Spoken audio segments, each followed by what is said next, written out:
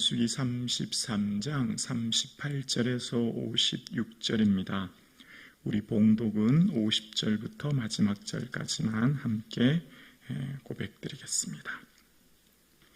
50절이요. 함께 고백드리겠습니다.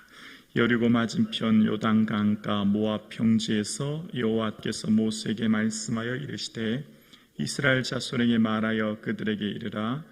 너희가 요단강을 건너 가나안 땅에 들어가거든 그 땅의 원주민을 너희 앞에서 다 몰아내고 그 새긴 석상과 부어 만든 우상을 다 깨뜨리며 산당을 다 헐고 그 땅을 점령하여 거기 거주하라. 내가 그 땅을 너희 소유로 너희에게 주었음이라. 너희의 종족을 따라 그 땅을 제비 뽑아 나눌 것이니 수가 많으면 많은 기업을 주고 적으면 적은 기업을 주되 각기 제비 뽑은 대로 그 소유가 될 것인즉 너희 조상의 지파를 따라 기업을 받을 것이니라. 너희가 만일 그 땅의 원주민을 너희 앞에서 몰아내지 아니하면 너희가 남겨둔 자들이 너희 눈에 가시와 너희의 옆구리에 찌르는 것이 되어 너희가 거주하는 땅에서 너희를 괴롭게 할 것이요 나는 그들에게 행하기로 생각한 것을 너희에게 행하리라. 아멘. 축복을 유지하는 믿음이라는 제목으로 말씀을 함께 나누려고 합니다. 100년 이상 된 다국적 기업들이 있지요. 식품 의료 기업인 네슬레나 산업기기 기업인 보시, 의료 전자기기 전문 기업인 지멘스 같은 기업들은 100년 이상 지속된 유럽의 기업들입니다. 반면 100년도 채 되지 않아 사라진 국내 기업들도 있습니다. 대우, 쌍용, 동아, 산미그룹 같은 그룹들은 100년도 채 되지 않아 사라진 기업이죠. 반면 100년 이상 지속된 기업도 있더라고요. 120년인가 된 두산이라는 기업이 있더라고요. 그 기업의 특징은 후계자 프로그램이 있다고 합니다. 체계적인 인재 육성으로 리더십을 승계하여서 조직의 지속성과 경영 철학의 일관성을 유지했다라는 기사를 보았습니다. 우리에게 진정한 축복은 무엇이겠습니까? 바로 유지하는 겁니다. 잘 유지하는 건지요. 왕년에보다 금년의 은혜가 훨씬 더 중요한 거죠. 과거에 아무리 많은 은혜를 받았다고 해도 현재 받은 은혜가 훨씬 중요한 겁니다. 그러니까 시작이 아무리 거창하고 거대해도 그 시작의 반면 그것을 잘 유지하는 것이 더 큰 축복임을 알게 됩니다. 그렇다면 현재 우리가 받은 그 축복을 어떻게 잘 유지할 것인지 지속 가능한 비결을 성경이 제시하는 방법으로 찾아보려고 합니다. 성경에서 말하는 지속 가능한 축복의 비결은 당장 보이는 현실의 유익보다 말씀 따라 손해를 선택하는 믿음을 가지는 그것이 더 유익하다라고 하는 것을 본문을 통해 깨닫게 됩니다. 오늘 본문은 모세를 통해 이스라엘 백성들이 가나안 땅에 들어가면 어떻게 그 땅에 들어가서 행해야 될지 미래에 대한 계획, 그러니까 미래에 있어질 일들에 대해서 말씀하는데요. 미래에 가나안 땅에 얻게 될 4가지를 부탁합니다. 51절로 53절까지를 보겠습니다. 51절입니다. 이스라엘 자손에게 말하여 그들에게 이르라. 너희가 요단강을 건너 가나안 땅에 들어가거든. 이제 미래에 있어질 일들 그 의무를 이야기합니다. 첫 번째 52절 그 땅의 원주민을 너희 앞에 다 몰아내고, 두 번째 그 새긴 석상과 부어 만든 우상을 다 깨뜨리며 산당을 다 헐고, 세 번째 53절 그 땅을 점령하여 거기 거주하라. 내가 그 땅을 너희 소유로 너희에게 어떻게 해요? 주었음이라. 이미 주었다는 겁니다. 그리고 네 번째 어떻게 땅을 나눌 것인지 54절에 너희 종족을 따라 그 땅을 제비 뽑아 나눌 것이니 수가 많으면 많은 기업을 주고 적으면 적은 기업을 주되 각기 제비 뽑은 대로 그 소유가 될 것인즉 너희 조상의 기업을 따라 기업을 받을 것이니라. 자, 4가지를 부탁했습니다. 얘들아, 이제 너희들 가나안 땅 들어갈 거야. 그거 사실 이미 너희에게 주었어. 준 거나 다름없다. 이미 하나님께서 약속하셨기 때문에 걱정하지 마. 자, 그런데 그 땅에 들어가면 이것을 꼭 기억해야 된다. 그래야만 그 땅을 잘 받은 축복, 그 땅에서 영원토록 살 수 있어. 꼭 기억해. 원주민들 다 쫓아내야 된다. 왜 그럴까요? 그 원주민들이 섬기는 우상들이 오염돼서 점염될 위험이 있기 때문이죠. 그리고 그곳에 있는 모든 우상과 산당을 다 깨트려라. 우상 숭배하지 말라는 거죠. 그리고 그곳에 들어가면 제비 뽑아 나누라는 겁니다. 지난 민수기 26장에도 이 제비 뽑으란 내용이 있었죠. 그때는 12지파에 대한 내용이었지만 오늘 내용은 9지파 반에 대한 분배입니다. 왜냐하면 이전에 2지파 반이 분배를 받았기 때문이죠. 자, 그러면서 부탁한 것이 이렇게 부탁합니다. 산당을 다 헐라라고 52절 후반절에 보이시죠. 자, 그런데 이제부터 이 이후의 세대를 보면 문제가 생긴다는 걸 알게 돼요.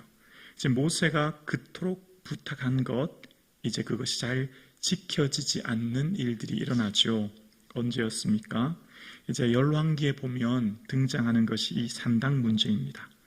솔로몬 왕이 나이가 많이 들어서 이제 열왕기상 11장에 보면 모압 왕 그모스를 위하여 예루살렘 산에 산당을 지었고 이런 표현이 나와요. 그리고 그와 같이 하였다. 그러니까 암몬 자손의 가증한 몰록을 위하여 그와 같이 하였다. 또 뭐 어떤 우상을 위해 그와 같이 하였다. 뭐죠? 계속 산당을 지었다는 겁니다. 근데 문제는 이 산당이 계속 지속됐다는 겁니다. 그래서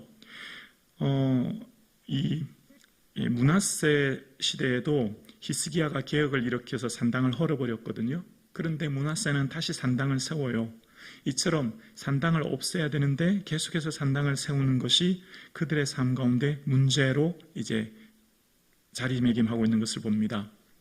그래서 이스라엘 백성들이 가나안 땅에 들어가면 그 땅에 있는 원주민을 다 어떻게 하라고요? 몰아내라, 쫓아내라 그랬죠. 왜냐하면 그렇게 하지 않으면 56절에 눈에 가시가 되고 옆구리에 찌르는 것이 된다. 이제 구체적으로 한 번 더 강조해서 이야기합니다.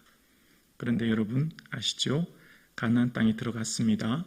가나안 땅 들어가는 것은 하나님 함께 하셨기 때문에 큰 문제 없이 들어갈 수 있었습니다. 왜냐하면 신명기 20장에 적군과 싸울 때 말과 병거가 백성이 너희보다 많음을 볼지라도 두려워하지 말라. 여호와께서 너희 적군과 싸워서 구원할 것이다. 이렇게 말씀하셨거든요. 그 말씀대로 정말 여리고도 순종하여 돌 때 무너졌고 그곳에 있는 31명의 왕들과 전쟁에서 승리하여 얻게 하셨습니다. 문제는 그 받은 축복을 잘 유지하는 게 축복인데 그것을 그 땅에 우상이 들어오므로 이방 나라들에 의해 땅이 짓밟혀 괴로움을 당하기 시작하는 것이 등장하는 것이 그게 바로 사사기입니다. 사사기 1장 28절을 보면 이런 내용이 나와요. 이스라엘이 강성한 후에야 가나안 족속에게 노역을 시켰고 다 쫓아내지 아니하였더라. 왜 쫓아내지 않았을까요? 가나안 원주민 노역시키면 경제적으로 훨씬 유익하거든요. 노예로 일을 시키면 훨씬 더 그들의 삶에 그게 농사를 짓든 목축을 하든 그들의 훨씬 유익하지 않습니까? 그러니까 이스라엘이 현실적인 유익, 당장의 만족, 경제적인 유익을 위해 그 가나안 원주민을 다 쫓아내지 않는 것, 그들에게는 훨씬 더 그들의 판단에, 가치 판단에 유익한 것이라고 여겼거든요. 그래서 어떻게 해요? 다 쫓아내지 않았습니다. 이게 문제가 되기 시작합니다. 왜냐하면 이 가나안 땅에 살고 있는 원주민들이 가지고 있는 우상이 그 가나안 땅에 퍼지게 되고 점염되기 시작하거든요.